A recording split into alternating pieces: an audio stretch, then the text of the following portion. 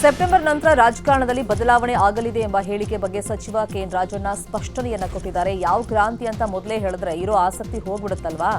ರಾಜಕಾರಣ ಅನ್ನೋದು ನಿಂತ ನೀರಲ್ಲ, ಅದು ಸದಾ ಕಾಲ ಹರಿಯುವಂತ ನೀರು ಅಂತಂದ್ರು.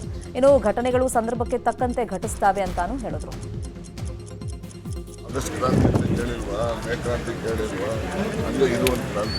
ಯಾವ ಕ್ರಾಂತಿ ಅಂತ ಸರ್ ಅದು? ಯಾವ ಕ್ರಾಂತಿ ಅಂತ ಅದೆಲ್ಲ ಮೊದಲೇ ಹೇಳಿದ್ರೆ ನಿಮಗೆ ಆಸಕ್ತಿ ಹೋಗ್ಬಿಡ್ತದೆ. ಅದಕ್ಕೋಸ್ಕರ ನಿಧಾನವಾಗಿ ಮಾಡೋಣ. ರಾಜಕಾರಣ ಯಾವತ್ತೂ ಕೂಡ ನಿಂತ ನೀರಲ್ಲ, ಅದು ಹರಿತಕ್ಕಂಥ ನೀರು. ಆ ನೀರು ಹರಿಯುವಂಥ ಕಾಲದಲ್ಲಿ ಯಾವಾಗಲೂ ಕೂಡ ಬಾರೆ ಅಂದರೆ ನಿಬ್ಬು ಕತ್ತೋದಿಲ್ಲ. ಹಳ್ಳ ಹೇಗೆ ಹೋಗ್ತದೋ ಹಾಗೆ ನೀರು ಹರಿತಾ ಹೋಗ್ತದೆ. ಹಾಗೆ ರಾಜಕಾರಣನೂ ಅಷ್ಟೇ, ಏನೇನು ಘಟನಾವಳಿಗಳು ಯಾವ್ಯಾವ ಸಂದರ್ಭಕ್ಕೆ ಯಾವ ರೀತಿ ಆಗ್ತವೆ, ಆ ಘಟನಾವಳಿಗಳನ್ನು ಆಧರಿಸಿ ಮುಂದಿನ ಕಾರ್ಯಚಟುವಟಿಕೆಗಳು ನಡೆಯುತ್ತೆ. ಆದಷ್ಟು ರಾಜ್ಯ ಬಿಜೆಪಿಯಲ್ಲಿ ಭಾರೀ ಸಂಚಲನ ಆಗ್ತಾ ಇದೆ. ವಿಪಕ್ಷ ಸ್ಥಾನದ ನಾಯಕ ಹಾಗೂ ರಾಜ್ಯಾಧ್ಯಕ್ಷರ ಬದಲಾವಣೆ ಬಗ್ಗೆ ದೆಹಲಿಯಲ್ಲಿ ಭಾರೀ ಚರ್ಚೆ ಆಗ್ತಿದೆ. ವಿಪಕ್ಷ ನಾಯಕನ ಸ್ಥಾನದಿಂದ ಅಶೋಕ್ಗೆ ಕೋಕ್ ಕೊಡುವ ಸಾಧ್ಯತೆ ಇದೆ. ಅಶೋಕ್ ಬದಲು ಶಾಸಕ ಸುನೀಲ್ ಕುಮಾರ್ಗೆ ವಿಪಕ್ಷ ಸ್ಥಾನದ ಹುದ್ದೆ ಕೊಡುವ ಸಾಧ್ಯತೆ ಇದೆ. ಇದರ ಜೊತೆಗೆ ರಾಜ್ಯಾಧ್ಯಕ್ಷ ಸ್ಥಾನದ ಆಯ್ಕೆ ಬಗ್ಗೆಯೂ ಹೈಕಮಾಂಡ್ ಮಟ್ಟದಲ್ಲಿ ಭಾರೀ ಚರ್ಚೆ ಆಗ್ತಾ ಇದ್ದು, ವಿಜಯೇಂದ್ರ ನಾನೇ ರಾಜ್ಯಾಧ್ಯಕ್ಷರಾಗಿ ಮುಂದುವರಿತೇನೆ ಅಂತ ವಿಶ್ವಾಸ ವ್ಯಕ್ತಪಡಿಸಿದ್ದಾರೆ. ಯಾವ ಡೆವಲಪ್ಮೆಂಟ್ಗಳು ಆಗ್ತಾ ಇಲ್ಲ, ಕಲ್ಪನೆಗಳು ಅಷ್ಟೇ. ನಾನು ಕೂಡ ದೆಹಲಿಗೆ ವೈಯಕ್ತಿಕ ಕಾರಣಕ್ಕೆ ಹೋಗಿರ್ತಕ್ಕಂಥದ್ದು. ರಾಷ್ಟ್ರೀಯ ನಾಯಕರನ್ನಾಗಲಿ ಯಾರನ್ನೂ ಕೂಡ ಭೇಟಿಯಾಗಿಲ್ಲ. ಎಲ್ಲರೂ ವಿರೋಧ ಪಕ್ಷದ ನಾಯಕರಿದ್ದಾರೆ. ಆರ್ ಅಶೋಕ್ ಅವರು ಒಬ್ಬರು ವಿರೋಧ ಪಕ್ಷದ ನಾಯಕರು ದೆಹಲಿಗೆ ಹೋಗಬಾರ್ದು, ನಮ್ಮ ಮುಖಂಡರನ್ನು ಭೇಟಿ ಆಗಬಾರ್ದು ಅಂತ ಹೇಳಿದ್ರೆ ಆ ರೀತಿ. ಆದರೆ ಮಾಧ್ಯಮದಲ್ಲಿ ಇವತ್ತು ವಿರೋಧ ಪಕ್ಷದ ನಾಯಕರನ್ನು ಬದಲಾವಣೆ ಮಾಡ್ತಾರೆ, ಈ ರೀತಿ ಚರ್ಚೆ ಆಗ್ತಾ ಇರ್ತಕ್ಕಂಥದ್ದು ಖಂಡಿತ ಸರಿಯಲ್ಲ. ಅದರಲ್ಲಿ ಯಾವುದೇ.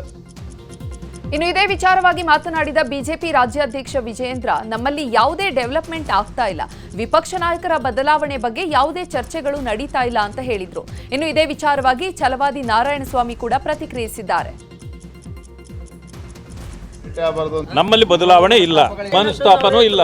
ನಮ್ಮಲ್ಲಿ ಪಕ್ಷ ನಡಿಬೇಕಲ್ಲ, ಅಧ್ಯಕ್ಷರಾದವ್ರನ್ನ ಕರೆದು ಏನೇನ್ ಮಾಡಬೇಕು ಅದು ಮಾಡಬೇಕು ಅನ್ನೋದನ್ನ ಹೇಳ್ಬೇಕಲ್ಲ.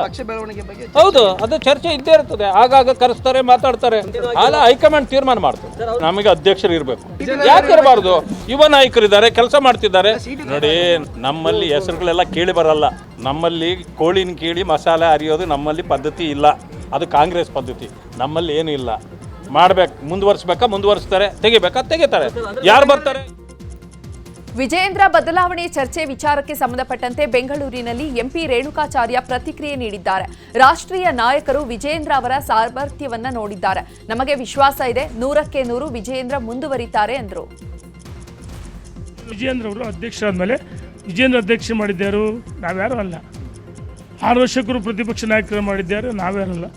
ನಮ್ಮ ರಾಷ್ಟ್ರೀಯ ನಾಯಕರು, ಪ್ರಧಾನಮಂತ್ರಿಗಳು ಸಾಧಕ ಬಾಧಕಗಳು ನೋಡಿ ವಿಜಯೇಂದ್ರ ಒಬ್ಬ ಯುವಕ, ಒಳ್ಳೆ ಸಂಘಟನೆ ಸಾಮರ್ಥ್ಯ ಇದೆ, ಅಧ್ಯಕ್ಷ ಸಂಘರ್ಷದಿಂದ ಪಕ್ಷವನ್ನು ಕಟ್ತಾರೆ ಅಂತ ಹೇಳಿದರೆ, ಅದೇ ರೀತಿ ನಮ್ಮ ರಾಷ್ಟ್ರೀಯ ನಾಯಕರ ವಿಜಯೇಂದ್ರ ಮೇಲೆ ಇಟ್ಟಿದ್ದ ಭರವಸೆ, ಆ ಭರವಸೆ ಹುಸಿಯಾಗಿ.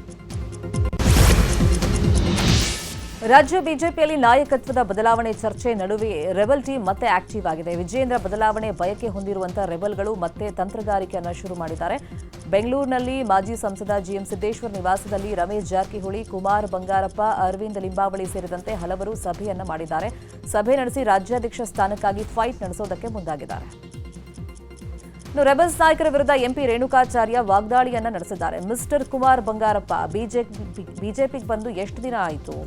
ನಡ್ಡಾ, ಅಮಿತ್ ಶಾ ಎಲ್ಲರೂ ಸೇರಿ ವಿಜಯೇಂದ್ರ ಅವರನ್ನು ಆಯ್ಕೆ ಮಾಡಿದ್ದಾರೆ. ಈಗ ಅವರ ಆಯ್ಕೆಯನ್ನೇ ವಿರೋಧ ಮಾಡ್ತಾ ಇದ್ದೀರಾ ಅಂತ ಕಿಡಿಕಾರಿದ್ದಾರೆ. ಕುಮಾರ್ ಬಂಗಾರಪ್ಪ ಎಷ್ಟು ವರ್ಷ ಬಿಜೆಪಿ ಬಂದು? ಬಿಜೆಪಿ ತತ್ವ ಸಿದ್ಧಾಂತ ಗೊತ್ತಿದೆಯಾ? ವಿಜಯೇಂದ್ರ ಸರ್ ನೀನು ಯಾರು? ರಾಷ್ಟ್ರೀಯ ನಾಯಕರು ನಮ್ಮ ಮೋದಿಜಿ, ಅಮಿತ್ ಶಾಜಿ, ನಡ್ಡಾಜಿ, ಸಂತೋಷಿ ಮಾಡಿದ್ದು. ಅವರು ಮಾಡಿ ಹೇಳಿಕೆಯನ್ನು ನೀವು ಇಳಿಸ್ತೀವಿ ಅವ್ರಿಗೆ ಅಪಮಾನ ಮಾಡ್ತೀರಾ?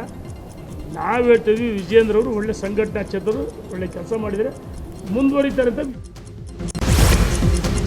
ಬಿಆರ್ ಪಾಟೀಲ್ ಆಡಿಯೋ ವಿಚಾರದ ಬಗ್ಗೆ ಮಾತನಾಡಿದ ಸಚಿವ ಜಮೀರ್, ಸಿಎಂ ಭೇಟಿ ಮಾಡಿ ಆರೋಪದ ಬಗ್ಗೆ ಸ್ಪಷ್ಟನೆ ಕೊಟ್ಟಿದ್ದೇನೆ. ಬಿಆರ್ ಪಾಟೀಲ್ ನನ್ನ ಮೇಲೆ ನೇರ ಆರೋಪವನ್ನ ಮಾಡಿರಲಿಲ್ಲ. ಬಿಆರ್ ಪಾಟೀಲ್ 6,000 ಮನೆಯನ್ನ ಕೇಳಿದ್ರು, ಅದರಲ್ಲಿ ನಾವು 900 ಮನೆಯನ್ನ ಕೊಟ್ಟಿದ್ದೇವೆ.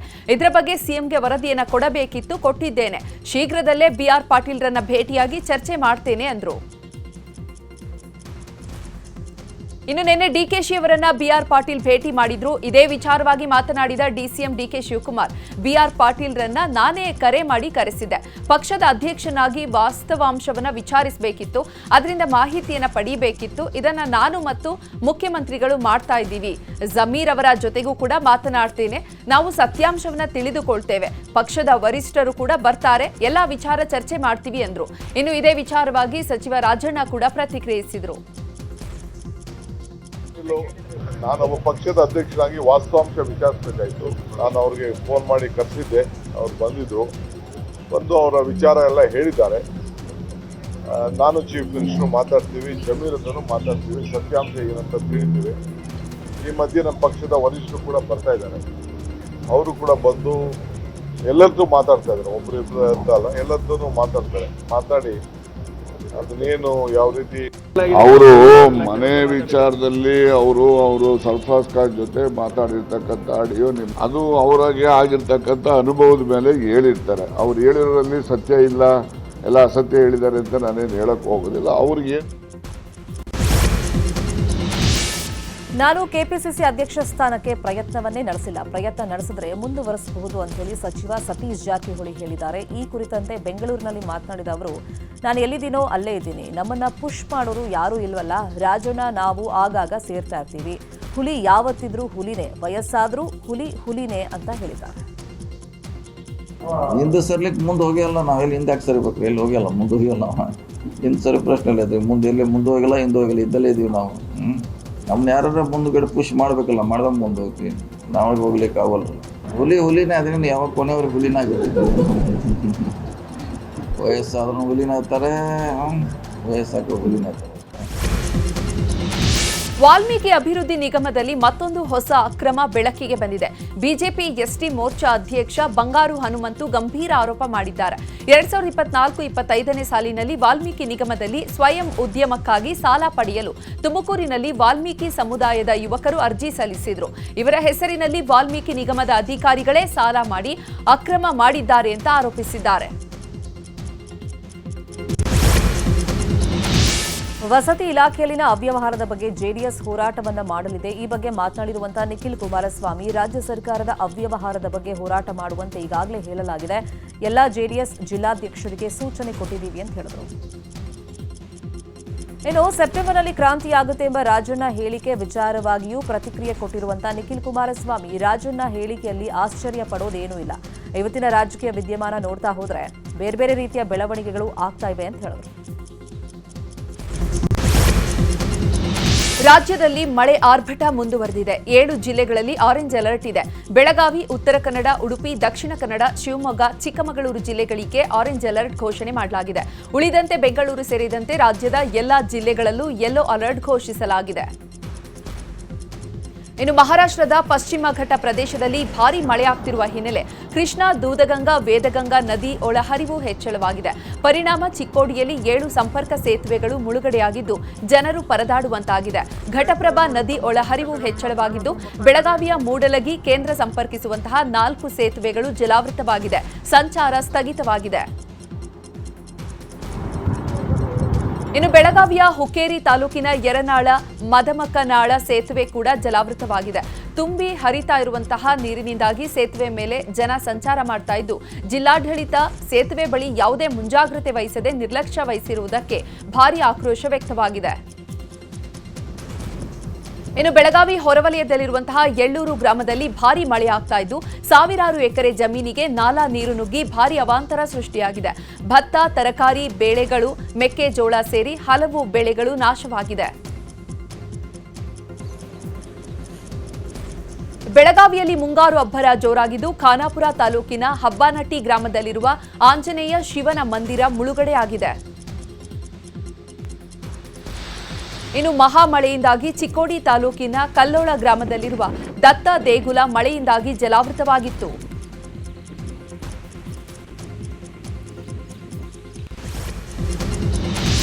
ಚಿಕ್ಕಮಗಳೂರಿನಲ್ಲಿ ಭಾರೀ ಮಳೆ ಹಿನ್ನೆಲೆಯಲ್ಲಿ ಮುಂಜಾಗ್ರತಾ ಕ್ರಮವಾಗಿ ಅಂಗನವಾಡಿ, ಪ್ರಾಥಮಿಕ, ಪ್ರೌಢಶಾಲೆಗಳಿಗೆ ಇವತ್ತು ರಜೆಯನ್ನ ಘೋಷಣೆ ಮಾಡಲಾಗಿದೆ. ಕಳಸಾ, ಮೂಡಿಗೆರೆ, ಶೃಂಗೇರಿ, ಕೊಪ್ಪ, ಎನ್ಆರ್ಪುರ ತಾಲೂಕಿಗೆ ಮಾತ್ರ ರಜೆ ನೀಡಿ ಜಿಲ್ಲಾಧಿಕಾರಿ ಮೀನಾ ನಾಗರಾಜ್ ಆದೇಶವನ್ನು ಹೊರಡಿಸಿದ್ದಾರೆ.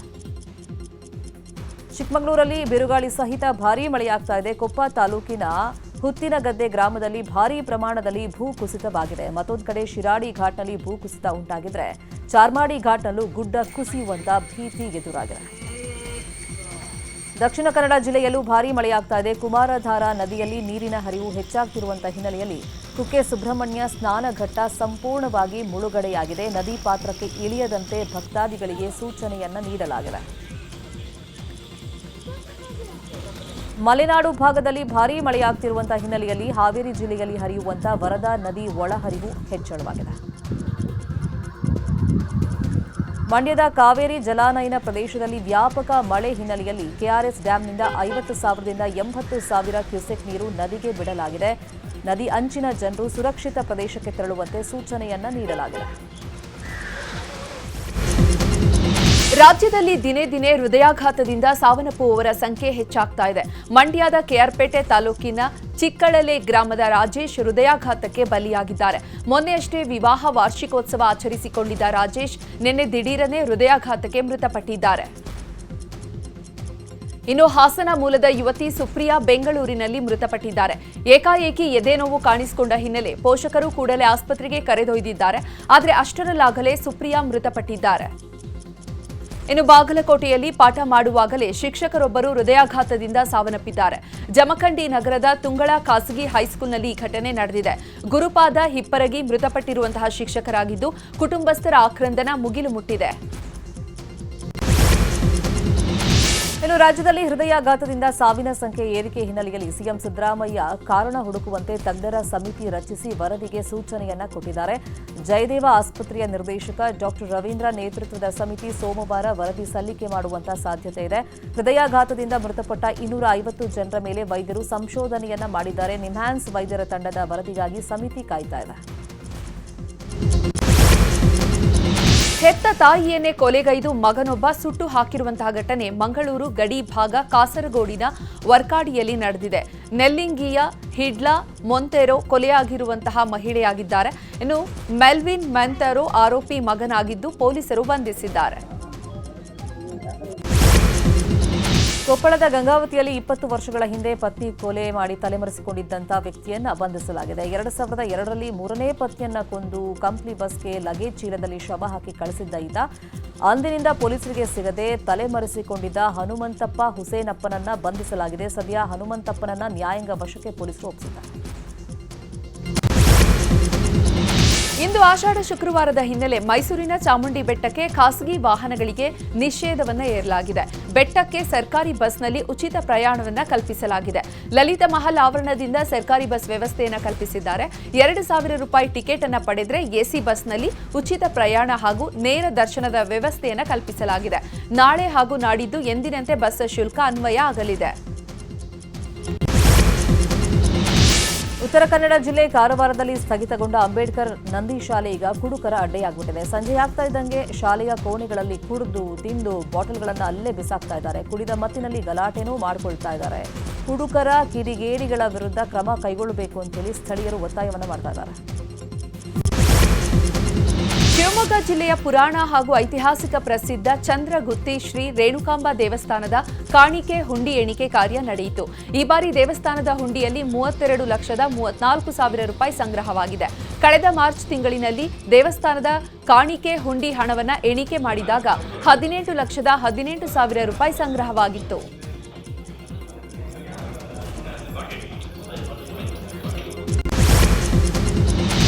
ಹುಬ್ಬಳ್ಳಿ ಗ್ರಾಮಾಂತರ ವಿಭಾಗಕ್ಕೆ ನಿಯೋಜನೆಗೊಂಡಿರುವಂತಹ ನೂತನ ವಾಯವ್ಯ ಕರ್ನಾಟಕ ರಸ್ತೆ ಸಾರಿಗೆ ಸಂಸ್ಥೆಯ ಚಾಲಕರು ಹಾಗೂ ನಿರ್ವಾಹಕರಿಗೆ ನೇಮಕಾತಿ ಆದೇಶ ಪತ್ರವನ್ನು ವಿತರಣೆ ಮಾಡಲಾಯಿತು. ವಾಯವ್ಯ ಕರ್ನಾಟಕ ರಸ್ತೆ ಸಾರಿಗೆ ಸಂಸ್ಥೆಯ ಮುಖ್ಯ ಭದ್ರತಾ ಮತ್ತು ಜಾಗೃತಾಧಿಕಾರಿ ಗಣೇಶ್ ರಾಠೋಡ್ ಆದೇಶ ಪತ್ರವನ್ನು ವಿತರಿಸಿದರು. ಈ ವೇಳೆ ನೂತನವಾಗಿ ನೇಮಕಗೊಂಡವರಿಗೆ ಪರಿಚಯ ತರಬೇತಿ ಕಾರ್ಯಾಗಾರವೂ ನಡೆಯಿತು.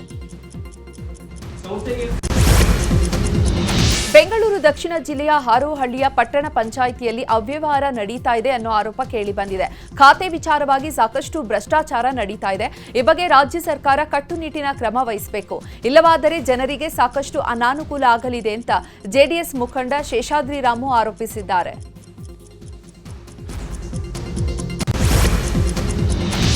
ಇಂದು ಕೆಂಪೇಗೌಡರ ಜಯಂತಿ. ಬೃಹತ್ ಬೆಂಗಳೂರು ಮಹಾನಗರ ಪಾಲಿಕೆಯು ನಾಡಪ್ರಭು ಕೆಂಪೇಗೌಡರ ಹೆಸರಿನಲ್ಲಿ ಪ್ರತಿ ವರ್ಷ ಪ್ರಶಸ್ತಿಯನ್ನ ನೀಡುತ್ತೆ.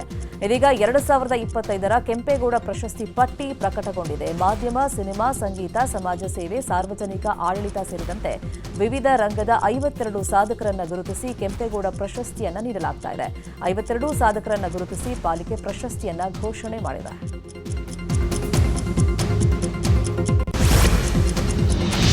ಬೆಂಗಳೂರು ಬಂಡಿ ದೇವರ ಉತ್ಸವ ಸಮಿತಿ ಆಯೋಜಿಸಿರುವಂತಹ ಬಂಡಿ ದೇವರ ಉತ್ಸವಕ್ಕೆ ಡಿಸಿಎಂ ಡಿಕೆ ಶಿವಕುಮಾರ್ ಚಾಲನೆ ನೀಡಿದ್ದಾರೆ. ವಿಧಾನಸೌಧದ ಮುಂಭಾಗದಲ್ಲಿರುವ ಕೆಂಪೇಗೌಡರ ಪ್ರತಿಮೆ ಮುಂದೆ ಚಾಲನೆ ನೀಡಲಾಯಿತು. ಕಾರ್ಯಕ್ರಮದಲ್ಲಿ ನಿರ್ಮಲಾನಂದ ಸ್ವಾಮೀಜಿ, ಒಕ್ಕಲಿಗ ಸಮಾಜದ ಮುಖಂಡರು ಉಪಸ್ಥಿತರಿದ್ದರು.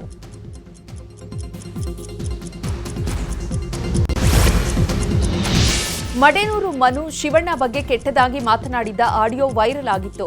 ಈ ಹಿನ್ನೆಲೆ ಶಿವಣ್ಣ ಬಳಿ ಕ್ಷಮೆ ಕೇಳಲು ಮಡೇನೂರು ಮನು ಪತ್ನಿ ಜೊತೆ ಶಿವಣ್ಣ ನಿವಾಸಕ್ಕೆ ಆಗಮಿಸಿದ್ರು. ಆದರೆ ಶಿವಣ್ಣ ಮನೆಯಲ್ಲಿ ಇಲ್ಲದ ಕಾರಣ ಮನೆ ಗೇಟ್ ಹೊರಗೆ ಕಾದು ಬಳಿಕ ವಾಪಸ್ಸಾಗಿದ್ದಾರೆ.